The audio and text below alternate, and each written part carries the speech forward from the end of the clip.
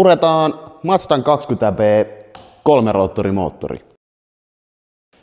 Eli mikä kolmeroottori? No, Mazdahan on tehnyt aikoinaan hienoja vankelmoottoreita. Ja tämähän nyt on periaatteessa samaa kamaa, mitä muutkin RX-sarjan mallisarjan moottorit on ollut. Paitsi pykälä hienompi. Mutta ei totta kai tämmöisenä, nythän tää on aika ruma. Ja äkkiä voidaan näyttää, mikä tuossa tekee nyt niin erikoisen ja hienon. Tässä meillä on RX-7-moottori, 3. sukupolven.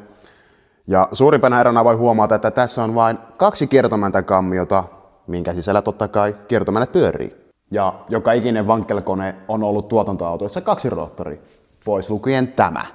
Kilpamoottorit sitten ihan erikseen. Mutta tuo on aidot tuotantoauto, missä on ollut näin monta kiertomäntää. Mutta se auto, mistä tämä moottori on otettu, niin se on erittäin kaunis. Eli Eunos Cosmo. Se oli Mazdan pyrkimys päästä kilpailemaan kaikkien vähän premium-puolen autojen kanssa, kuten Bemarit, Jaguarit ja Mersut. Näitä valmistettiin vain vuodesta 1990-1995 välillä. Ja heidän tavoitteena oli tehdä mahdollisimman laadukas ja nykyaikainen auto, mihinkä he vaan pystyivät. Ja asiakaskuntana oli erittäin rikkaat henkilöt. Senpä takia, kun on Prame-auto, niin pitää olla iso, vääntävä moottori. Ja sitäpä tuli idea tehdä vähän tämmönen erikoisempi laite. Taas menee vähän liian prameaksi. Tähänkään päivän mennessä Mazda ei ole tehnyt yhtä kallista autoa. Sen ajan hintalappu oli yli 5 miljoonaa jeniä, mikä nyt on suhteutettuna sen ajan rahaan noin 35 000 euroa. Mutta siihen kun lyövään 30 vuotta inflaatiota päälle, niin nykypäivään suhteutettuna ei se 100 tonnia kauaksi jää. Mutta on tähän kyllä tehtykin. On pelkistettyä mittaristoa, kaikki toimii sähköllä, laadukasta, pehmyttä nahkaa ja se on laitettu joka paikkaan. Ja vaikka tää on niin Grand Toureri, niin näitä sai vain automaattina, mikä on vähän harmi. Mutta sitä taas kompensoi tämä kosketusnäytöllinen, värillinen kuvaputki Mediatainment. Ja tuon aparaatin kautta sitten ohjataan joka ikinen lämpärinlaite, mankat ja erittäin hienona lisänä oma GPS. Eli tää oli ensimmäinen japanilainen auto, missä oli GPS-navigointijärjestelmä, ellei jopa ole maailman. Mutta täällä ota sitä varmana tietona. Et kyllä täällä on nyt äkkiseltään jonkinlainen japanilainen toimitusjohtaja taikka joku johtoportaan henkilö ajaa hyvin mielellään työajojaan. Tai vaikka viikonloppuisinkin. Ja ottaen huomioon, että nämä kaikki jutut on suunniteltu tyyliin 80-luvun puolessa välissä, niin aika hyvin kulminoituu tämä 80-90-luvun japanilainen autosekoilu, että kaikki pitää olla niin överiä kuin on vaan rahaa. Ja sitten tulikin 90-luvun loppu ja rahaanat meni kiinni. Kun mitä noita muutamia lehtijuttuja ja arvosteluita luki, niin siellä on vihjattu, että tätä olisi voitu ehkä tarjota myös Pohjois-Amerikkaan oman brändin alla. Mutta niin ei valitettavasti käynyt, jotenka tämä jää vähän tämmöiseksi yksisarviseksi ja kokeiluksi. Et kokonaistuotantomääräkin näille autoille on alle 10 000 kappaletta. Et voi vaan kuvitella, miten monta moottoria tai ylipäänsä autoa on enää jäljellä. Joo, eiköhän nyt ole päristy ja höpötelty ihan riittävästi, niin revitään tästä romut irti. Niin otetaan nyt vaikka ekana tässä tämä järjetön tuplaturboviritelmä VEX. Ja on tää kyllähän naurettava aparaatti, kun ei siis mistäkään aloittaa. Niin kai me ruvetaan repiä vaan näitä alipanelinjoja irti, joita on sitten aika monta kymmentä metriä.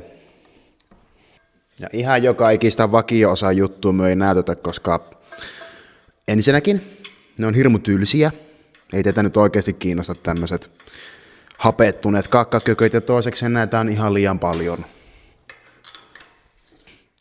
Mutta näytetään, miten isot siivet on laitettu ahtimeen. Ei ole kyllä kovin häppöisen kokoinen. Ekana tästä kylestä lähtee nyt nämä ahtoputkien dumppi- ja ohitusventtiilit sekä tämä toinen ilmakiertoventtiili, mihin on laitettu myös pakokaasun kiertojärjestelmä, mikä on auttamatta alimitoitettu ja ne on aina tukossa. Mutta hyväpä tuon säästää, ties joku entisöjä tarvitsee toimivan venttiilin. Pakosarjan ympärillä on taas laitettu hirmuinen määrä lämpöpeltejä. Nämä nyt ei ole mitenkään erikoisia, nämä on vaan painettua peltiä, mihinkä ei ole lisätty oikeastaan mitään eristettäkään. Ja näihin kyllä saisi panostaa vankelin kanssa aika paljon. Tuo nurkka menee sen verran kuumas pätsiksi, että tää oli ihme, että nämä aukes, taikka olivat ylipäänsä ehjät, koska tunnettuun tapaan nuo kaikki pinnat halkeaa. Valurauta ei oikein tykkää lämpösykleistä. Vaikka nämä ahtimet nyt on ihan surullisen alimitotetut ja jotkut hitaatsin valmistamat tekeleet, niin kyllä näitä nyt pitää sen verran kuitenkin kunnioittaa, eli käsitellään näitä ihan asianmukaisesti ja niille kuuluvalla tavalla.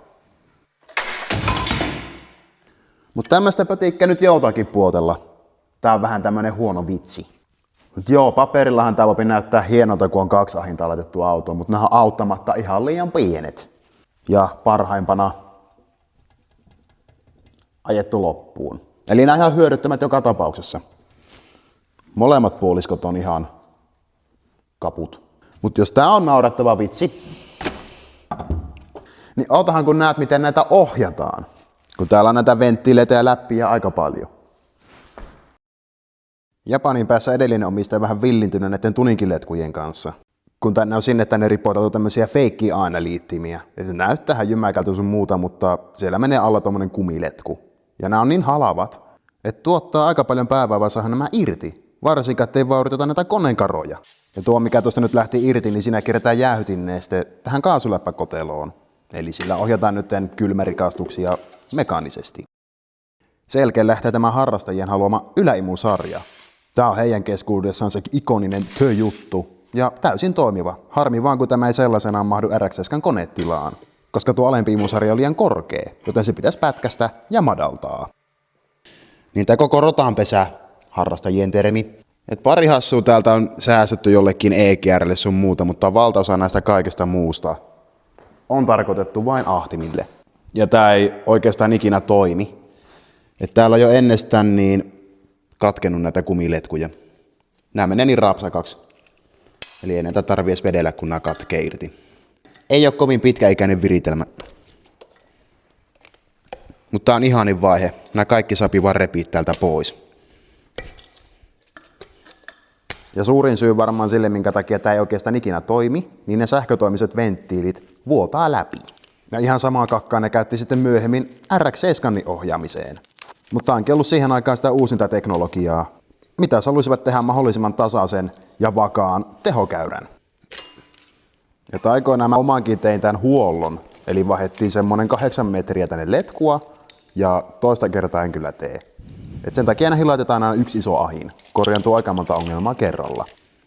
Alkuperäinen polttoainejärjestelmäkin on aika nuhainen. Tänne löytyy lohkon kylkeen omat suuttimet suoraan imukanaviin, ja ne on totta kai sivusyöttöiset. Eli se on suoraan uudet kiskot, jos haluat laittaa mitään järkevämpää suutinta, mutta ei se mitään haittaa, jos sinne lyöpi paremmat suuttimet, kun alaimusarja pitäisi kuitenkin vaihtaa ja hommaa suoraan vähän uudemman jälkivalmisteisen, mihinkä saadaan sitten molempiin runnereihin omat suuttimet. Niin alkuperäistä 6 päästään 9 suuttimeen. Tulee heti käyttöikää ja tehoa. Sitten moottorin etupuoliskon vuoro. Eli nämä kaikki apulaitteet ja turhat härpäkkeet. Nykypäivänä saat olla aika kova pylly, että rupeat käyttämään viskoflektiä enää yhtäkään missään tehokoneessa. Ja onhan tää nyt aika rumaa. Kunnosta nyt puhumattakaan. Taikka ohjaustehostimen pumppu. Jos käyt ikinä minkään kertomäntämoottorin luona, niin käydään kuuntelemassa, miten laakerit vinkuu. Oikeastaan ihan sama mitä teet, niin ne ilmoittaa olemassaolostaan. Eli kannattaa vaihtaa nämäkin ihan sähköiseen tehostajaan. Sitä kyllä voi muutenkaan käyttää, koska tämä ilmastoon ja pumpun teline tulee etukoppaan ja lohkoon kiinni. No, etukopassa on pyöriä, ja nykypäivänä löytyy ehkä pikkusen paremmat signaalivaihtoehdot, niin tätä voisi muutenkaan käyttää. Taikka varsinkaan tämä ilmapumppu. Ainut tehtävä puhaltaa raitista ilmapakoputkistoon päästöjen takia. Ja laturin alta löytyy sitten vesipumppu ja termarin kotelo. No, termari on sitä hauskaa, että sitä ohjataan myös alipaineella. Mutta ennen sitä pitää ottaa poikkeen tästä tämä suoravoitelujärjestelmä. Kun netissä haukutaan, että kiertomäntäkoneet polttaa öljyä, no totta kai ne polttaa öljyä, kun näistä suuttimista ruikitaan öljypohjan kautta öljyä kiertomäntien pintoihin. Siis täysin toimiva ja hieno järjestelmä, kunhan vaan laitat sinne oman säiliön, että voit laittaa 2 tahtiöljyä tänne sekaan. Koska tämä on rajoittava tekijä sun moottoriöljyjen kanssa. Synteettinen ei oikein rokkaa tuolla, joten sä voit käyttää vain mineraaliöljyjä. Varsinkaan kun tämän pumppu ei ole kovin terveennäköinen enää ja korvattavia osia ei ole tarjolla, niin aika riskialtista hommaa eka opetella ohjaamaan tuota sähköllä ja sitten vielä luottaa, että se varmasti kestää. Mutta jos oltaisiin tekemässä vakiomoottoria tai vakioautoa, niin jättäisin paikalleen lisäsäiliön kerran. Mutta nyt kun tuo letkuhässäkkä lähti tieltä pois, niin voidaan ottaa irti vesipumppu. Tuo on ihan hyvä laite sellaisenaan, jos tämä on vain joku käyttöauto. Mutta kun ruvetaan ottamaan vähän enemmän kierroksia tai rajumpaa ajoa, niin tuo pumppu rupeaa kavitoimaan. Eli sekin kannattaa jatkossa vaihtaa ihan sähköisen vesipumppuun. Kuten virtauksen sääteleminen ihan miten haluat ja jälkijäähyttäminen, mikä on aika kriittistä näiden koneiden kanssa. Viimeisenä tästä lähtee tämän pumpputermarikompon pinnapultit, koska nämä on ikävästi tiellä, kun ruvetaan työskentelemään tämän etukopan kanssa. Mutta aika hurjan monimutkaisen näköisen laitteisen Mazda on aikoinaan tehnyt, koska nyt tämä vasta alkaa näyttää moottorilta. Mutta nyt on tehty nuo kaikki välttämättömyydet, niin meillä on tässä pukissa raaka hieno kone. Eli nyt päästään siihen kiinnostavaan vaiheeseen, mutta ennen sitä netistä kyllä löytyy tietoa paljon tää painaa, mutta ei oikein ole tarkkaa tietoa, mitä siihen on jätetty kiinni ja onko siellä miten paljon öljyä tai vettä. Niin ihan aikana me punnitaan paljon tää painaa. Kaikkien noiden vakiohilujen kanssa tää painaa pitkän matka yli 300 kiloa. Mä haluan nähdä, päästäänkö me miten lähelle 100 kiloa tämmöisessä kunnossa. Niin katsotaan raksahtaako tuo hieno Brecon vaaka. Ja tuon pitäisi kestää 180 kiloon, enkä usko, että tää painaa ihan niin paljon. Mut kohtaan se nähdään. Ja eturauta ehkä kestää nostaa.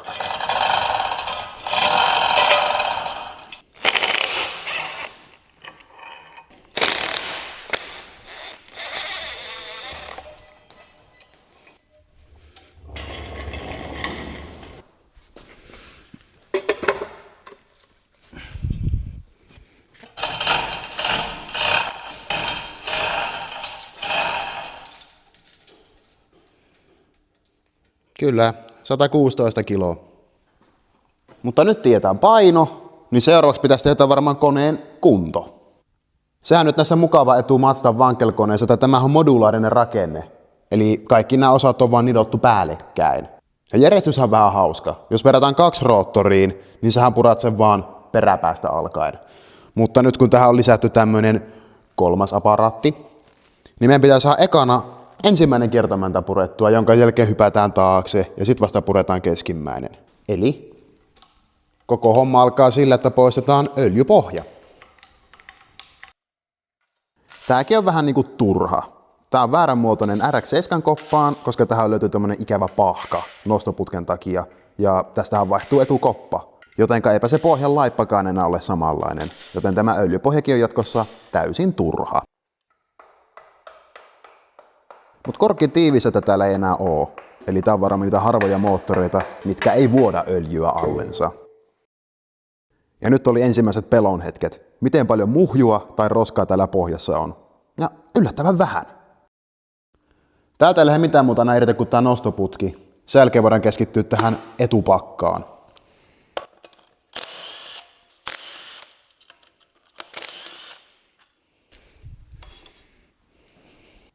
Ja nämä päähin tulevat pultit ja mutterit, mitkä on aika jymäkät, niin on tuottaa aina pikkusen päävaivaa, koska ne on laitettu aika monta 100 newtonia. Ja ne ei yleensä taho lähteä kovin herkästi auki. Niin kokeillaan.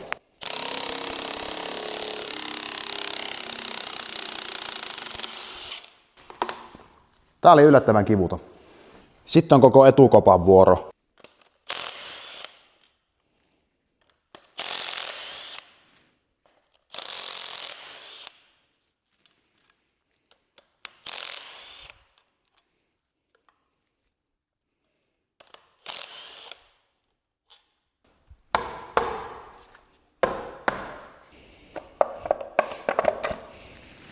Etukopalta löytyy hienosti pyöriän akseli, suoravoitelupumpun akseli ja öljynpaineen ohjausventtiili. Tää on kyllä pitkään seiseen näköiseksi niin yllättävän puhdas. Näin on 2 eri mallia, joko käytetään pahvista tiivisettä, silloin täällä on nailonirikka. Se on vähän no-no, jos sinne jättää sellaisen. Seuraavaksi tästä pitäisi saada tämä öljypumppu pois. Sen voisi avata tästä päältä ja ottaa kaikki pois, mutta täältä alta löytyy mutterit, minne mahtuu just lenkkiavain. Niin silloin ei tarvitse miettiä, että tämä jääpi löysälle tai väärään kohtaan. Nostamaan koko paketin pois. Ja nämä kaikki hilut on sitten samoja, mitä on RX-7 koneissa. Et nämä käy ristiin keskenään. Vaikka tämä on tehty ennen FD3S:n moottoreita, mutta ne jo silloin on ruvennut laittelemaan parempia osia tähän moottoriin sisään. Mazda on koettanut vähän ylirakentaa tätä. Etumainen vastapaino ottaa just kivasti tuohon pultin kantaan kiinni, mutta mie en todellakaan halua pyörittää tätä konetta, ellei ole ihan pakko. Koska ei voi tietää, mitä tuonne sisälle on mennyt. Ja mä en mielellään tee lisää vauriota tähän.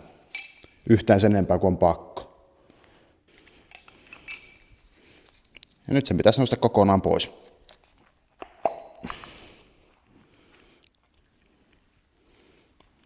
Tarkistetaan heti pumpun kunto. Joo. Näin on tarjolla mitatkin, minkä mukaan sä voit katsoa tämän välyksen ja kaiken. Mutta tähän tulee kuitenkin uusi pumppu, ihan sama. Sitten täältä löytyy vastapaino.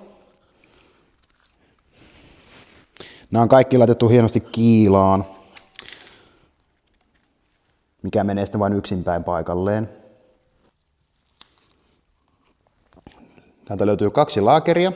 Jos sä avaat tämän stakin paikalla ollessa, sulla on riski, että nämä laakerit tipahtaa tälleen sitten kun kiristät pohjaan, niin tulee paha mieli. Sen takia tämä on nytkin pystyssä paljon helpompi.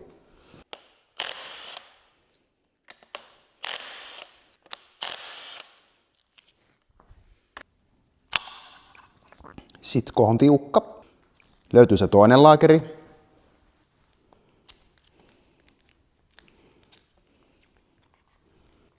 Sitten meillä on holkki. Tällä säädetään koko moottorin päittäysvälyys. Ja mitä minä äsken jo kokeilin, tuntui vähän tiukemmalta mitä yleensä pitäisi olla, mutta mistäpä minä tiedän mitään. Ja ennen kuin tämä etumainen välikammi otetaan irti, eli kaikki kehäpultit, me laitetaan kaiken varalta pultit tähän takaisin.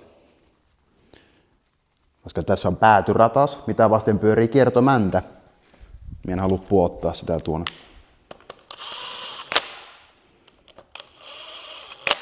Mutta nyt moottori olisi valmiina purkamaan etumainen kammio. Eli tää kun nyt on nivotettu nippuun tää kone, niin tässä juoksee eestakas pitkät pultit, niin sä mielellään haluat avata ne takana olevat eka. Koska jos sä avaat tämän pään eka ja rupeat noita muille, niin sulla tipahtaa kaikki lattiaan. Joten avataan peräpäästä kaikki. Melkein kaikki. Ja moottorin mukana ei tullut vastapainoa tänne taakse, joten tässä nyt on ollut pölysuojana 13 pen vastapaino. Muutenhan tämä on samanlainen kuin 20 pen versio. Kiila on vaan eri kohdassa, eli ei kannata käyttää. Täällä on 2 pulttia, mitkä ei mene kokonaan koneen läpi, niin se pitää niin kuin tämän paikalla ja ne on luultavasti nämä 2. Eli avataan kaikki muut.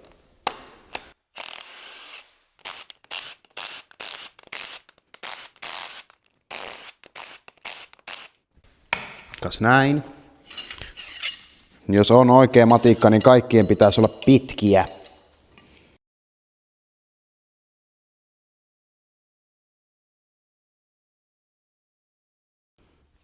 Ja sitten täällä on yksi E, mikä on eri mittainen.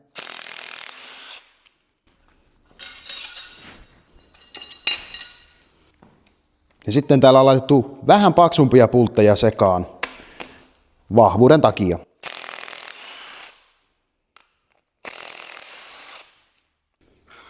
Nämä on huomattavasti jykevämmät, mitä ne on kaikki muut. Mutta nämä 2 pitää nyt loppukonetta kasassa, joten voidaan siirtyä etupuoleen. Ja näin. Sitten sama operaatio tälle puolelle.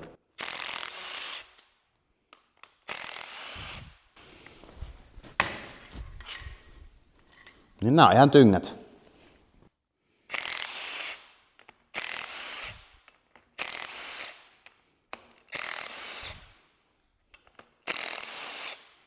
Näin. Ja sitten etumainen välikammio, eli eturauta, irti.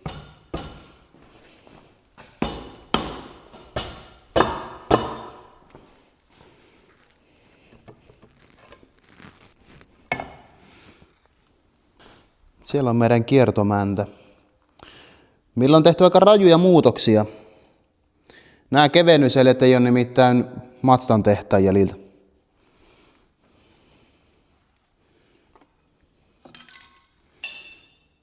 Kling Klong sanoo apexit, jotka ovat 2-osaiset. Tämä on kyllä oikeasti tuore kone. Mä uskallan väittää, että näillä kyllä oikeasti ajaa vielä. Mä otan talteen nämä, kaiken varalta. No ja sitten on itse kammion vuoro.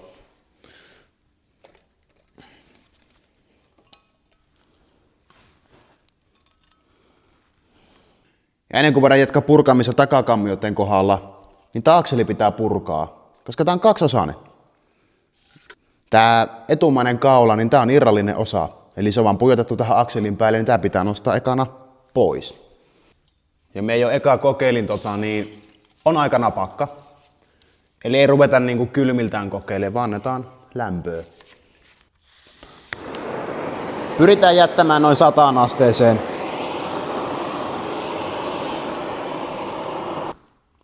Sitten välilämpö. 30.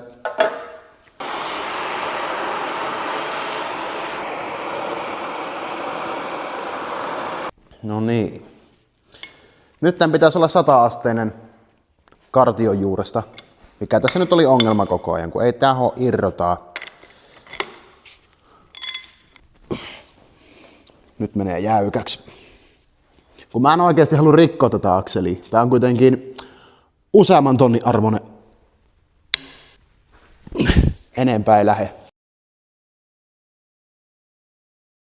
Yksi napakka jomautus tähän.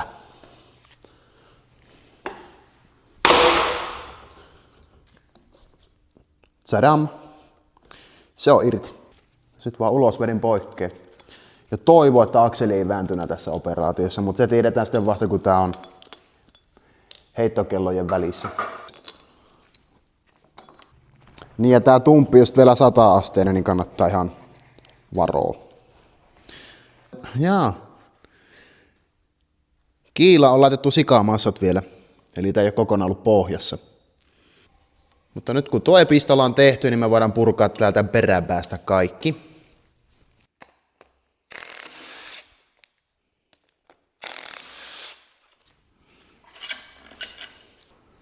Ja nämä purkaantuu ihan samaan tyyliin, mitä tuo etumainenkin. Eli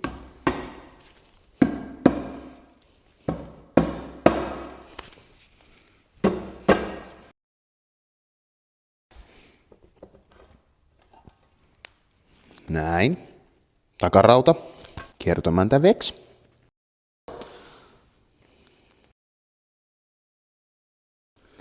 Niin tää olisi ihan kiva, jos olisi tarjolla apukäsi. No, nyt ei ole. Niin nostetaan akselia polvella ja samalla nostetaan välikammiota ylös. Ja pujotetaan sen akselista pois.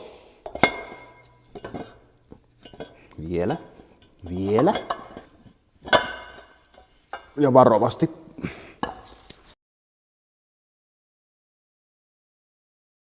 Ja viimein voidaan ottaa tämä akseli pois täältä. Näin. Ja sitten on viimeisen kiertomännän vuoro, eli tämä keskimmäinen.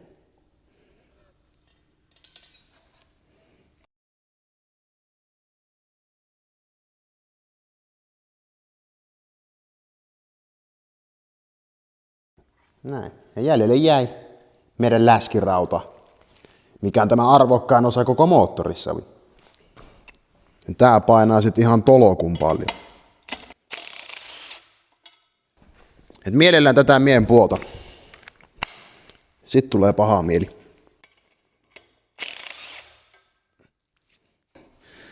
Mutta tässä on tämän palapelin viimeinen pala. Et aika jännittävää tämmöisen purkaminen on, koska sulla ei ole mitään hajua, että onko nämä ehjiä. Ja mitä nyt pintapuolisesti on katsottu, niin kaikki nämä tasopinnat, ok. Kiertomännät on karstaset, mutta nämä on vähän vielä auki, että käytetäänkö näitä.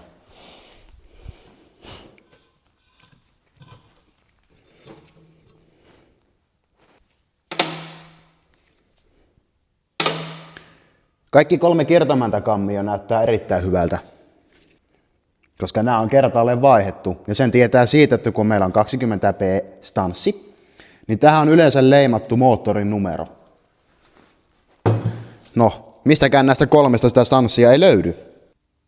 Ja moottorin pitäisi olla D-lohko, että siihen on lyöty tampilla D183. Ja se löytyy näistä kaikista 4 välikammiosta. Eli meiltä löytyy nyt D-kone, mikä on melkein alkuperäinen. Ja mikä on sitten seuraava vaihe tälle koneelle? Kaikki pestään ja mitataan läpi, jonka jälkeen ne valitettavasti menee laatikoihin talteen, koska mulla ei ole varaa tehdä tälle moottorille yhtään mitään.